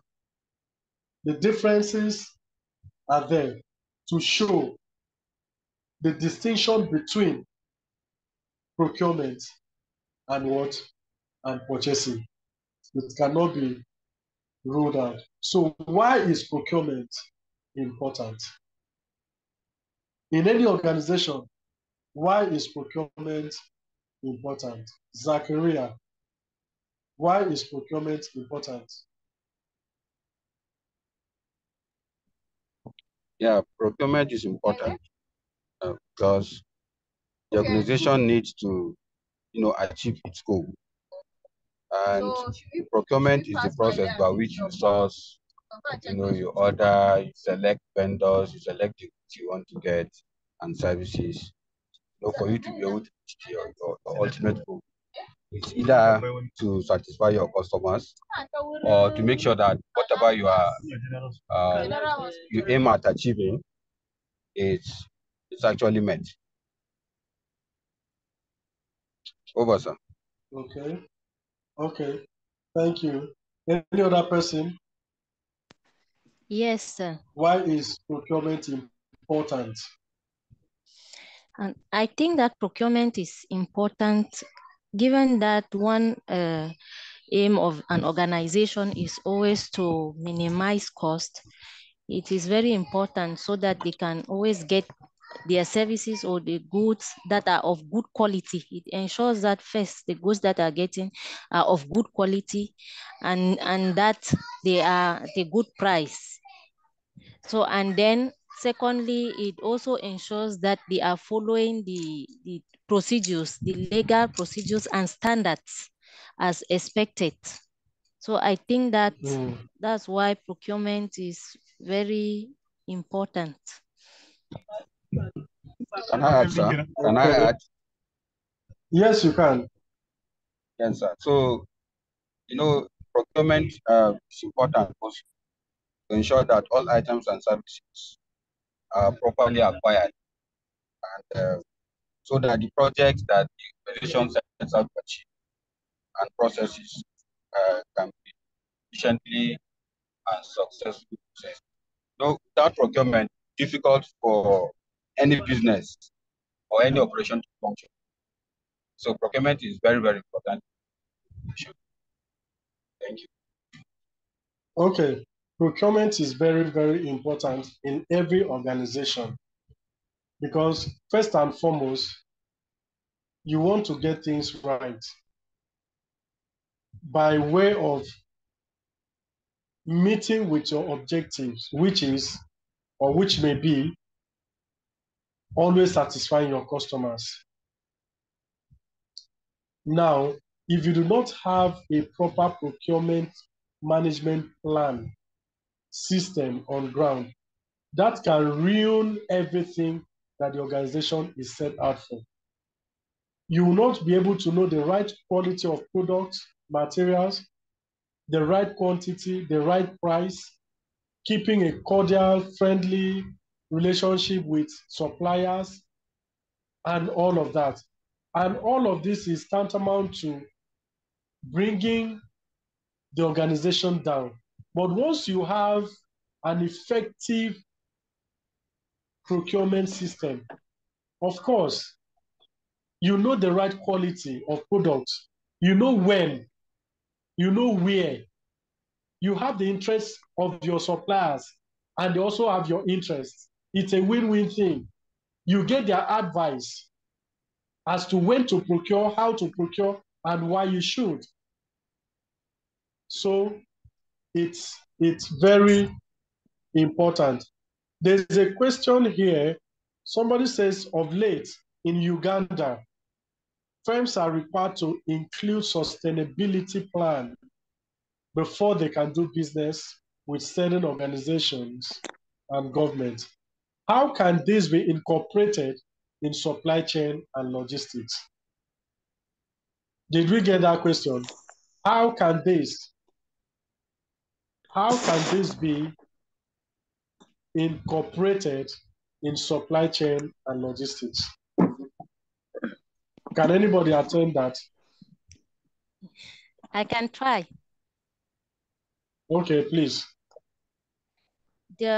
I think since that is an agreement, it can be included in the contracts, in the contract that is established between the organizations involved. That sustainability plan can be clearly defined and then included in the contract. Okay. The question is, what is sustainability in supply chain? That's the first question that one should ask. What is sustainability in supply chain management or in business? Sustainability simply means we don't want a situation whereby you open business today, tomorrow it collapse. We don't want it. Sustainability means a business standing the test of time against all odds, putting every element in place in order for you to survive. That is sustainability. So we have global sustainability. In every aspect of business, we have sustainability. Like we always mention, there are businesses that have spanned up to 100 years plus, 150, 180 years. They are still in existence. Why? Because they have a sustainability plan. You are talking about, what can I do for this business to outlive me? That even in my absence, the business succeeds. It tells you, one, who are the key stakeholders in this business. That once I look at their portfolios, I say, man, this is a company. I don't see this company going down in the next 20 years. Why? Because of the kind of people that you have surrounded yourself with, that are occupying top position, decision makers within that organization. That is sustainability. I want to see that framework. So before let's put it, for example, I am coming to Mr. Zakaria. I said, Mr. Zakaria, please, I need you to give me a product worth, let's say 50 million. And I just started my company like 6 months ago. I'm approaching a man that has been in business for years to give me product worth 50 million. I started business 6 years ago. The question is, before I can give you, I'm not doubting that there's nothing that God cannot do, that miracle cannot happen. But hello, I am a businessman. Forget religion, forget anything. I'm into business. Can I have, let me see your organogram of your company. Let me see what your company is constituted with. Let me see the people that are at the helm of affairs in your organization. Do you know that if Mr. Zakaria sees about 3-4 people that are well-to-do in business in this country, who are my stakeholders, it will not take him 10 minutes to say, I give you the goods of 50 million. Why? He has confidence in the organization that it is not all about me as a person. It is all about the organization. Who are the people that is backing up the organization? Just imagine, I have somebody like Glory in my cabinet. I have Marcus in my cabinet. I have T in my cabinet. and I'm going for a product of 50 million. That is a small change.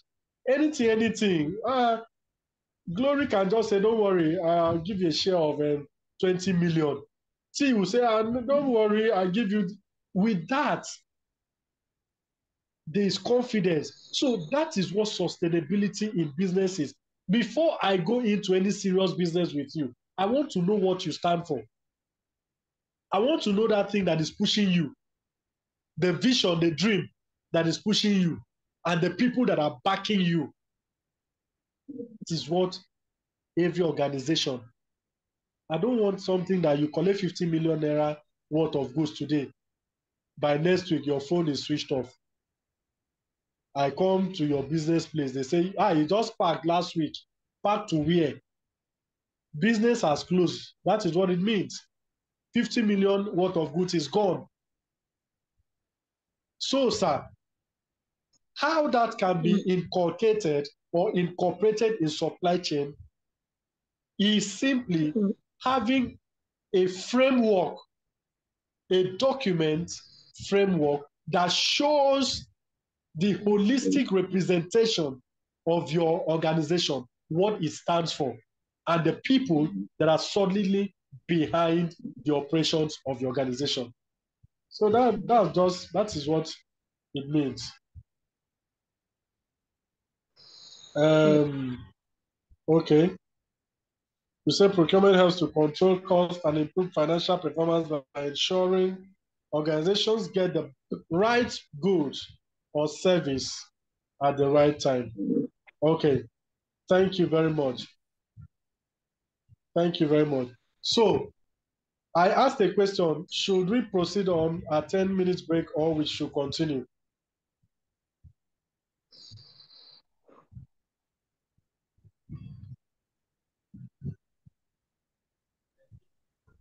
Sir, hello, if this is a good point, if this is a good point to stop, get the break.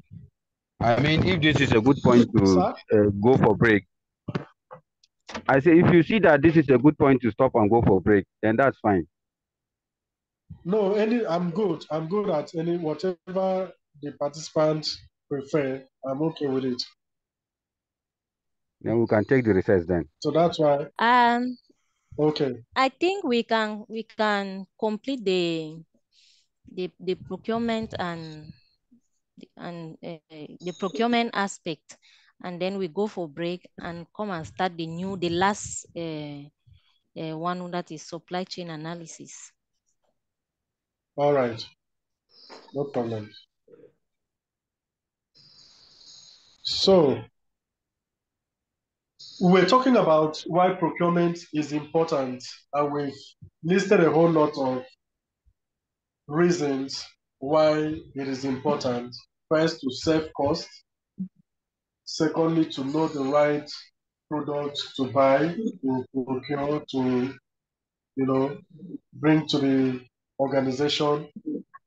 Thirdly, to maintain a cordial relationship with your customers, your suppliers, in order for you to satisfy your customers. Okay, so let's look at the types of procurement. We have direct procurement, we have indirect procurement. Okay, so when we talk about direct procurement, we are simply saying that direct procurement deals with just anything that is required to produce an end product. Okay? Talking about the direct purchases of raw materials that contribute to the company's end product. So from the retailer's perspective, it is any item or materials that are purchased from a warehouse to resell to customers or end users. That is a direct procurement. You are getting it directly from where? From where the product is, in order for you to do what? Have a resell to who? to the final consumers, wherever they are. Okay, so anything that is associated, it could be the cost implication, it could be the items, it could be any mechanism that is associated with it. So let's look at the examples. We talk about raw materials, components and parts, machinery, items purchased to resell. Direct procurement, the raw materials is direct. The components, the machines, some other items that you might maybe just get in order for you to do what resell, those are directly from where the origin of the material. And then we talk about the indirect, the day-to-day activities, elements that aid operations. Okay? So indirect procurement involves the materials significant to aid the day-to-day operations without a direct contribution to the company's product. In simple terms, it is the material that supports the operation of what? An organization. Additionally, the tax officers are the ones who handle it in small companies. On the other hand, large corporations utilize facility management to handle indirect procurement. Okay, so what are some of the external or indirect procurement? Example of indirect procurement. Okay, we have here the marketing supplies. The marketing supplies.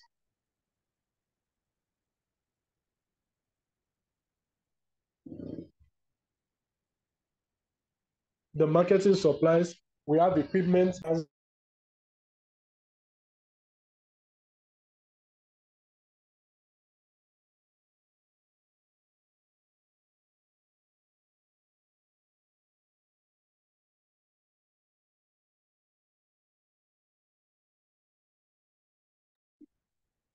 we talk about office supplies, marketing services, consulting services. This is just talking about everything that is added in the indirect procurement to make it what it should.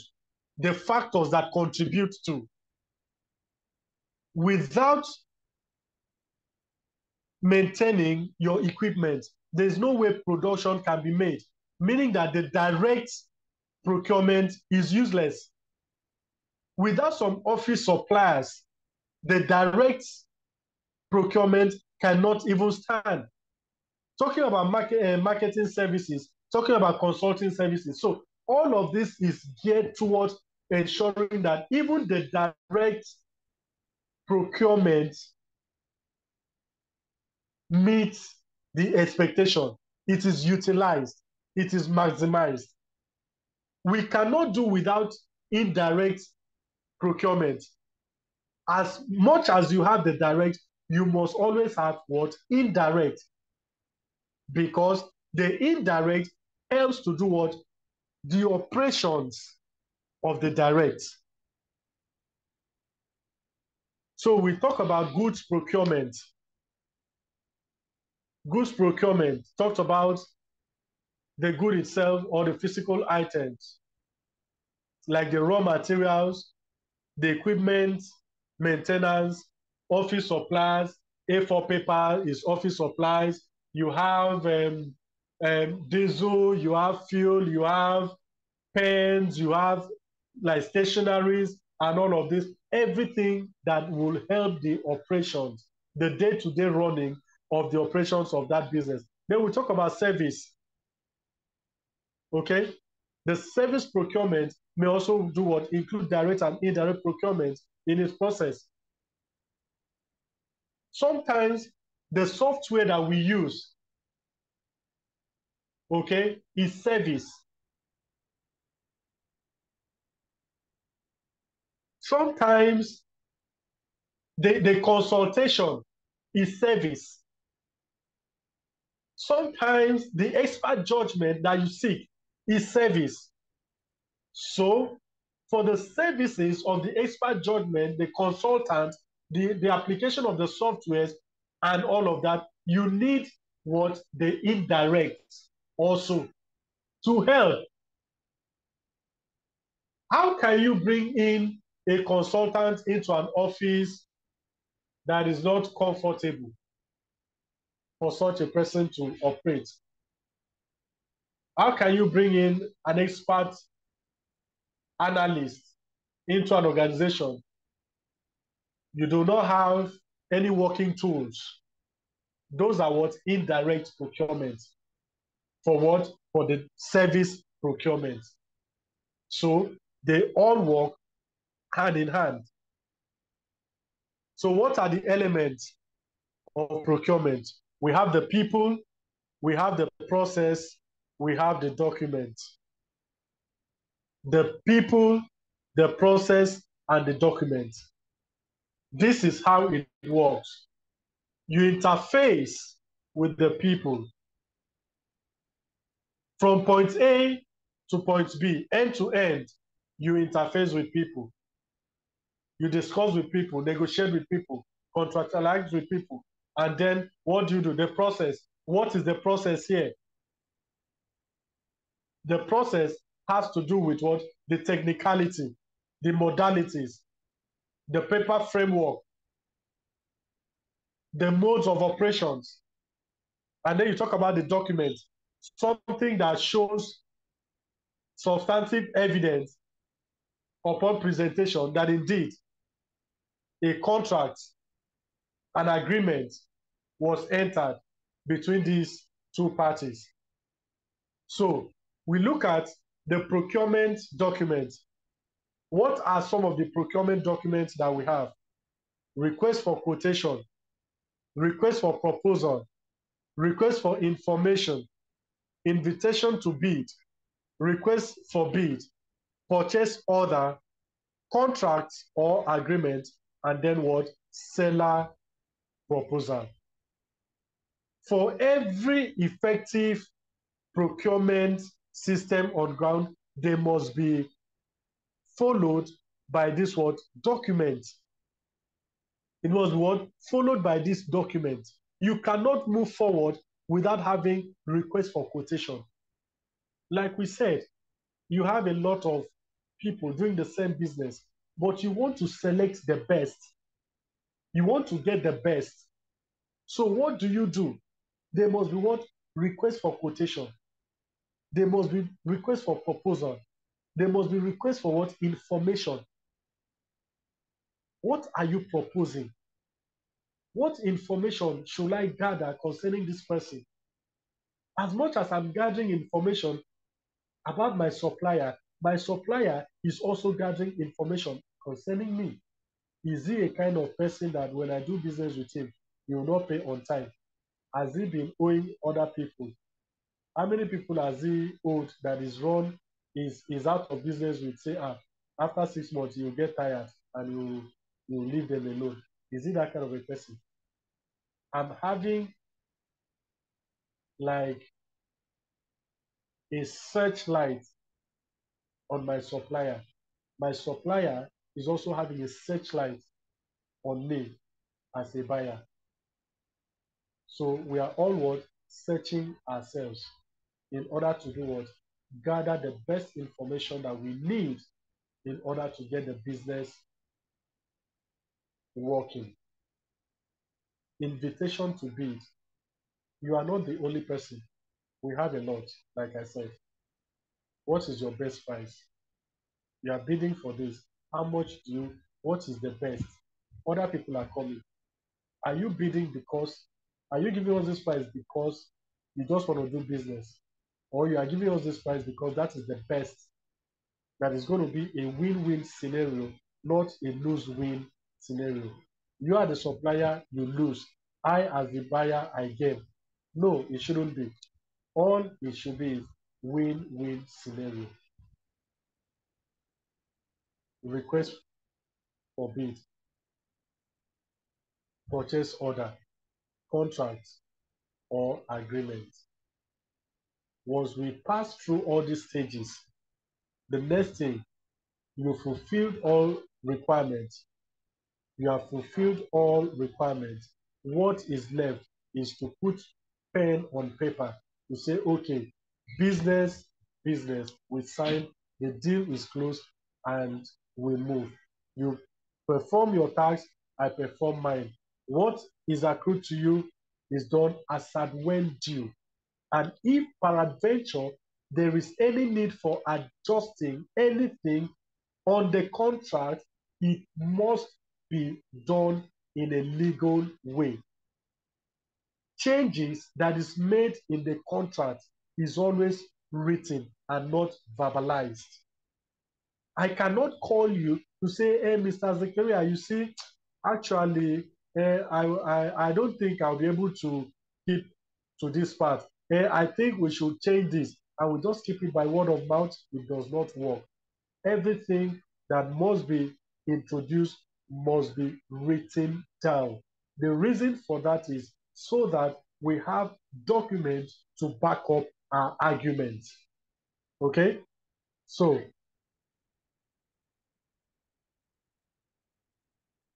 that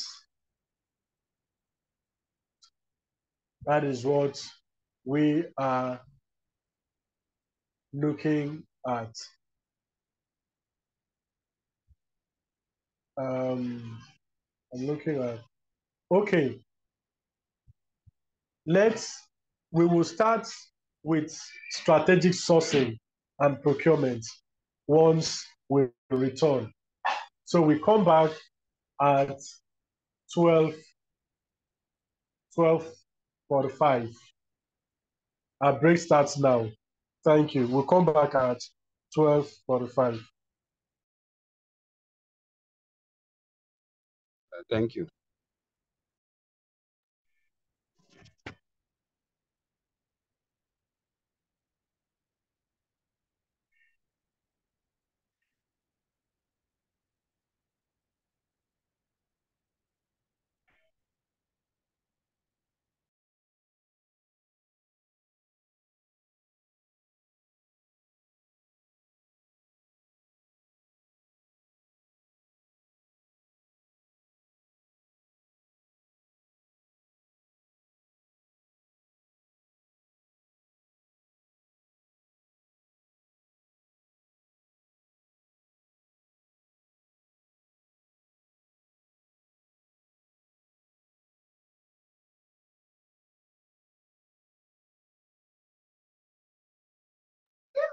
Hello.